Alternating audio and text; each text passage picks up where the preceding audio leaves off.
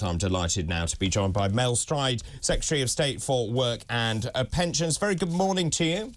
Morning, David. Thank you so much for joining me this morning. I really have to start with the big story of the day, the BBC. Claims, counterclaims, a murky story.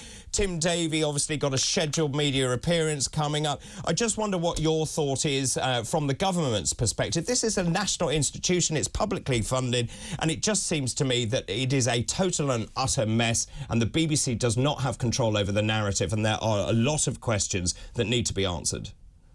Well, I think you're absolutely right. As a publicly funded broadcaster, we do definitely, as a government, therefore, have a particular interest in this situation. Now, the Secretary of State for Culture has had discussions with the Director General at the BBC to urge him to make sure that this is concluded in an appropriate way, at reasonable pace now. And I do think we need to see that happen. As to the facts of what's going on here, though, I think it's not for us to determine exactly what is happening, and that is what they are attempting to unravel. So I think jumping to too many conclusions other than they need to resolve this, move it forward quickly and put an end to it, and then I don't think we should be saying much more than that. I think we can then start to judge what has happened when we know all the facts further down the line. I think it's a strong point, and as I say, there are claims, counterclaims. It's very murky indeed. I think the big problem is social media now. I mean, it's got to a stage where everyone is looking on social media and people are pointing the finger at Presenter X,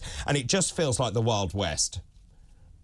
Well, that, as you say, is one of the aspects of social media, so brilliant in so many ways and so difficult and sometimes deeply destructive in others. But I think the message to, everybody in this circumstance would be that it's wholly irresponsible to be out there in any form speculating as to who the various individuals may or may not be, and that people should, as I say, step back, wait for this to be concluded, and then we can all start to opine on whether it was all done properly or not when we know the facts. Let's move on, if we may, to wage growth. I mean, it's extraordinary. The ONS now reporting that wage growth has gone up 7.3%. That's higher than it was expected by economists. They thought it would be 7.2%. And clearly, the governor of the Bank of England, Andrew Bailey, under huge pressure here, he says this is unsustainable.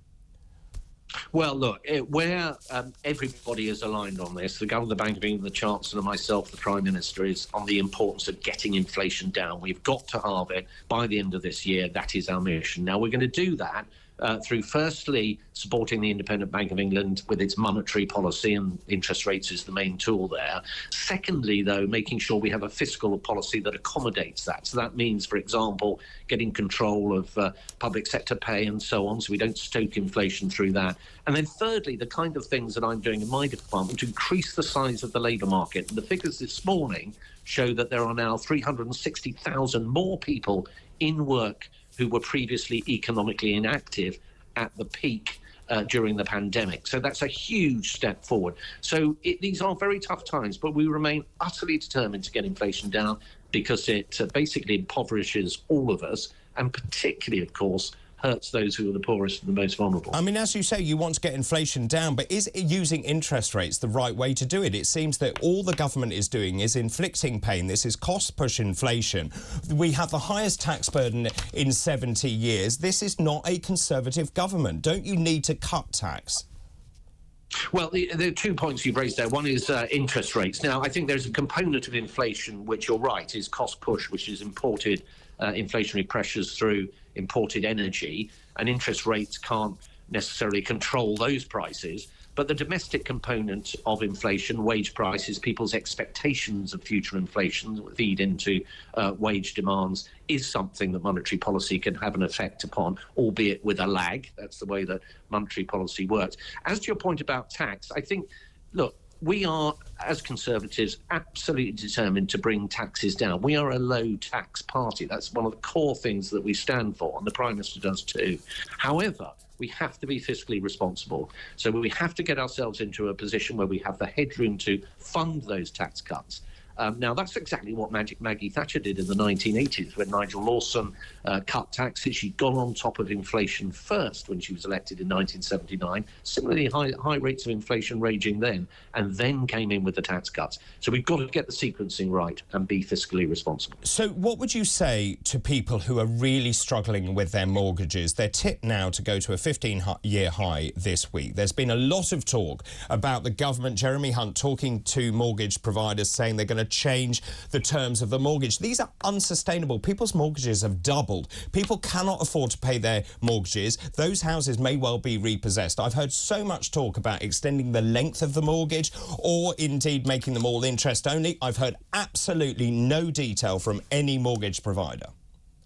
OK, well, I believe about 85% of the mortgage market has signed up to what's called the mortgage charter. And that does, as you say, allow people without any detriment to their credit standing to go and have a conversation with their lender about maybe switching from a repayment mortgage to an interest-only mortgage, varying the term of that mortgage and so on. But there's something else really important that the government's doing here as well, and that is targeting support, direct financial support at those who are most vulnerable across society. So my department has dispensed, or will be, £900 in total to 8 million low-income households. We've sent £150 into the bank account of 6 million disabled people.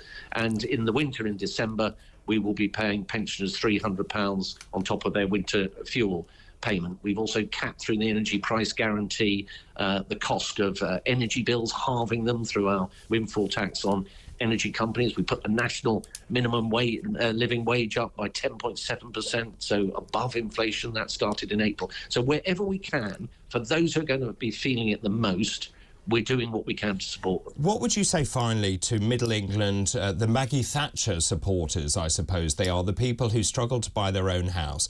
When they've approached the mortgage providers, and I know this because I spoke to some just a couple of days ago, they said their hands are still tied, they're waiting for the government to act. And this is what they're saying, and this is what people are telling me the whole time, is that they are getting no redress at all from their mortgage providers, and they've been left with their mortgages, which have doubled, and they may well lose their houses. So without going through the measures again around the mortgage support that we're putting in the charter, this all comes back to the same point in a way, David, which is the importance of getting inflation down and taking the tough decisions to make sure we do that. Because once we do that, and we're aiming to halve the level of inflation by the end of the year, a lot of these problems will feel... But only if you do that. If you do that. Well, I believe that we will, and the forecast is, and I know this is a shifting scene through time because things are very volatile at the moment, but the main forecast is the IMF, the Bank of England, the OBR and others are all pointing to us achieving that. I think that we will. But look, can I make one final point? Indeed. Which is what we really mustn't do is what the Labour Party is suggesting. Okay, you mentioned Maggie Thatcher and sensible fiscal conservatism, and that is to go out with tens of billions of unfunded spending pledges, such as this £28 billion energy scheme that they're talking about. That will be the road to disaster, because that will be what will push up inflation, put these interest rates up even further than they are at the moment, and cause untold hardship, I'm afraid. Just very quickly, was Liz Truss right with her policies?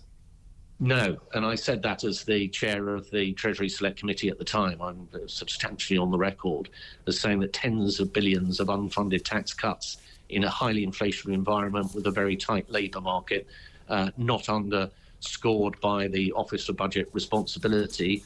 I said in advance of that happening, that was a recipe for interest rates spiking and a loss of confidence in our gilts markets, and that's exactly what happened, unfortunately. But we've moved on from that. We're in a very different environment now. Mel, such a pleasure. Thank you very much indeed for your time. That's Mel Stride, MP, Secretary of State for Work and Pensions.